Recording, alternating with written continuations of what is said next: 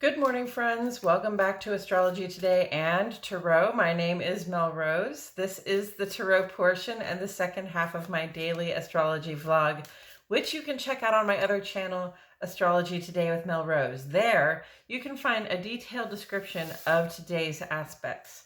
Here, I will discuss the tarot card that sits on the side of the page, then I'll play another tarot card, and we can discuss them both in the context of today's astrology. So let's get into it. The tarot card that sits on the side of the page right now is the Ten of Pentacles, and it is here because it relates astrologically to the final 10 days or the third decan of the sun's transit in the land of Virgo. Virgo is an earth sign, and pentacles or coins in tarot represent earth element symbolism.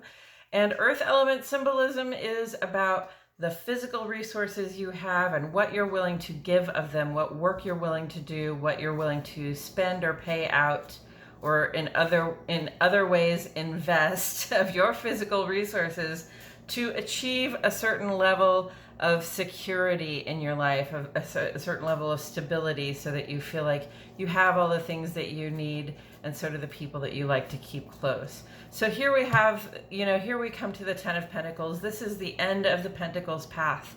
And it almost looks like this person is at the end of their path. If you see the person in the middle there, it looks like they've got a walking staff, like they maybe have just come home. And here they find a spouse and a child and a grandparent maybe, and a couple of dogs. Dogs represent fidelity and loyalty and family kinship in symbolism and in art history. Anyway, so you've been putting in a lot of work. You've given the labor, you've given the resources, you've given the time and the wisdom. You've grown an abundant garden around you. You've been able to build a nice home for you, where you can keep your family and know that your family has everything that they need. Know that when you arrive at home, you will be welcome with open arms, and that you will be, sort of living the best life you know how to live, right?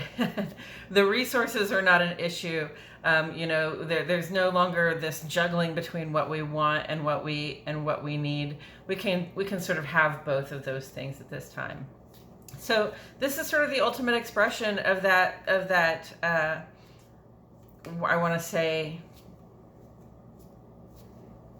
that the ultimate expression of material security in the world, right? Which, isn't just about having the things, but also, about having a family around us, having a group of people that we've also put our time and attention and dedication and effort into those relationships to build them strong, so that so that the achievement of the material goods is not hollow. It's actually there for a reason, right? So that we can support the people that we love. All right, and I also want to say 10 is the end of a path. So, when you reach this ultimate expression of material security in your life, understand that this is a good time to pause and appreciate what you have, appreciate who you've been before, what has come before, what helped you get to this point, because the next thing is going to be sort of a starting over, doing something new with your physical resources, and hopefully that will be in the interest of sort of expanding the influence of your support beyond your own family and your home, perhaps out into the community, or to bring support to more members of your own family. Okay. And with all of that said, I'm going to go ahead and throw this card. Ooh, we got the Queen of Rods, friends. The Queen of Rods. Okay, well, I love the Queen of Wands. This is the rulership of the wands. This is mastery of fiery impulses. This is mastery over not just impulsiveness, mastery over enthusiasm, mastery over joy, mastery over initiative and drive, mastery over the darker impulses that come with fire, like impatience, restlessness, anger, rage, right? The Queen of Wands, not here, but is typically depicted with a cat of some kind, and usually it's a black cat. And usually, for me, I'm seeing the blackness just sort of around this person. You know, they say that the Queen of Wands rules with joy and determination, but it's not because there's no darkness in her life. It's not as though, you know, she doesn't have you know, anything to worry about. It's really more like she has chosen to make friends with that part of herself that feels impulsive and sometimes destructive or aggressive or angry or impatient. She's embraced that part of herself, and she's learned how to make those impulses work for her in a positive way. Fire changes forever anything that it touches, right? So, you know, when we're talking about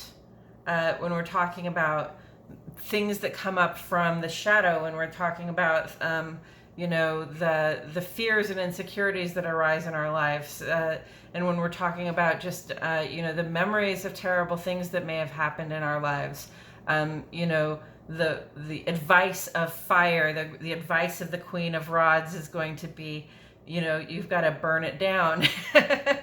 Well, not literally. Please don't go burn anything literally down. But what I'm saying is, you know, you've got to apply heat to this situation until it becomes something else. What fire does is it transmutes, you know, harmful things into not harmful things. It transmutes difficult things into easy things. It transmutes heavy things into light things, right? So we are invited to transmute, you know, the heaviness on our heart, whatever that may be, into an expression of joy, and into an expression of initiative, and into an expression of, you know, having power, you know, because having the power, you know, to approach the world with joy and determination, you know, not in spite of the terrible things that she knows about, but because of them, because she knows that, you know, there are dark things in the world.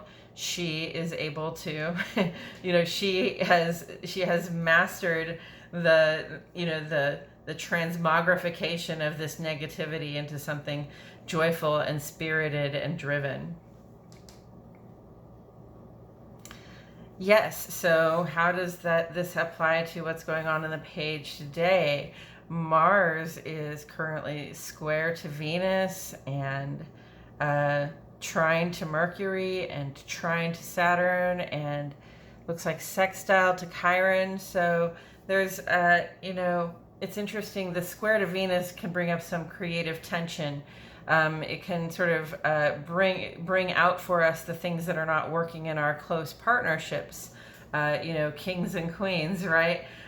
So it can bring up those tensions that are arising, and we can either work with them, or sort of fall into old patterns of behavior that do not work for us, and that sort of tear at the fibers of the relationship.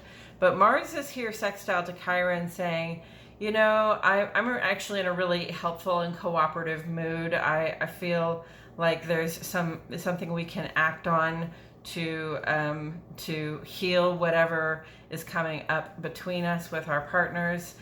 Some way that we can sort of transmute this, whatever it is, this difficulty, this resentment, this, you know, these fears and insecurities that are coming up in the context of our partnerships.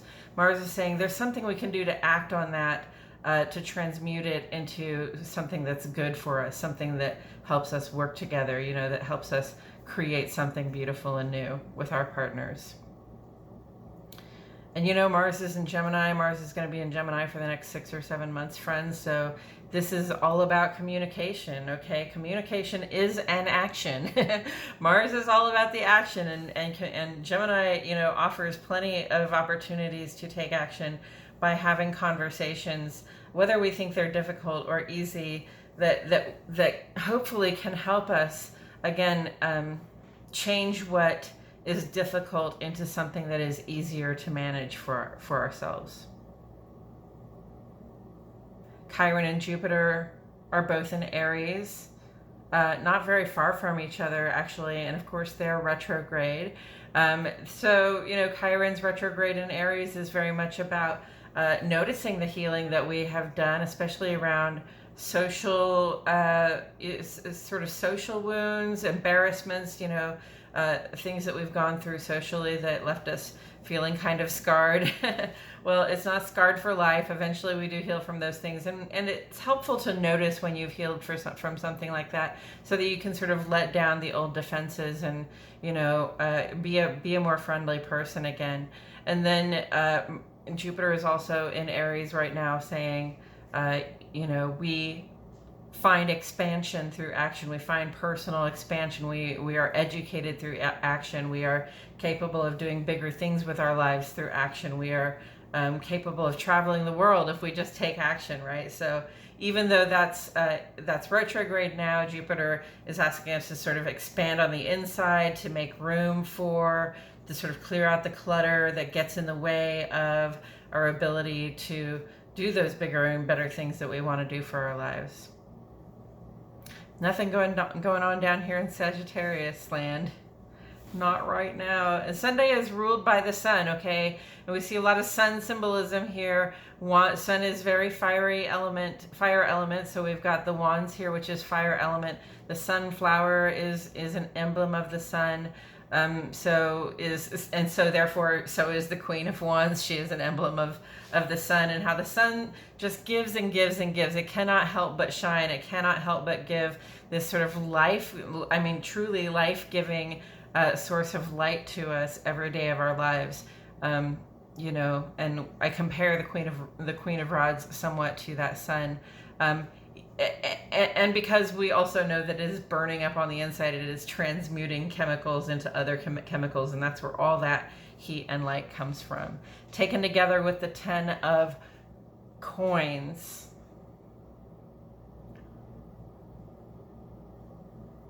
I mean, I see the two staffs, the walking staff, they're even sort of leaning in the same direction, sort of toward the past. It's almost as though we're putting that behind us, right? The 10 of Pentacles very much says that there's something behind me, you know, this is who I am as of now, as I'm walking into this situation. And, you know, the Queen of Wands is probably very much an in the now kind of person, not so concerned about the worries of the past, except in terms of her ability to, you know, turn them into the joys of the present. And, you know, this is a similar sign. Like, I'm not so concerned about where I've been right now, because I'm here to enjoy what I have in the present. So perhaps that's the message here, is to enjoy what you have in the present. The future's coming anyway, right? You can take these moments to pause and look around and say, you know, let the sun shine on your face a little bit. Allow your sort of regrets and resentments and what ifs and should haves to burn away, and allow them to fuel your excitement and your joy in the moment, about what it is that you do have right now. Okay, I believe that's all I have to say about it, friends. Thank you so much for joining me. I truly appreciate your presence here.